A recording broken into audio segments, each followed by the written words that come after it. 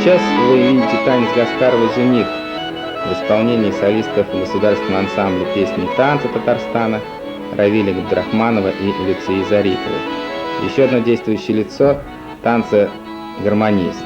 Это музыкальный руководитель коллектива Рафаэль Мустафин. В свое время танец этот был специально поставлен для Мансура Гатиатуллина, который танцевал его в паре с Файтуной Абдуллиной. А повествуется в нем по рассказам самого Файзи Атгамовича о женихе-переростке, за которого по бедности никто из девушек замуж не торопился. И вот очередная попытка бедолаги. Вдруг на этот раз повезет. Необыкновенный талант Гаскарова позволял ему не только подмечать такие вот житейские особенки, но и наделять своих персонажей убедительной пластикой, жестом, мимикой. Конечно, здесь и от исполнителей много зависит, педагогов, которые работают с ними. Все это в нашем ансамбле есть.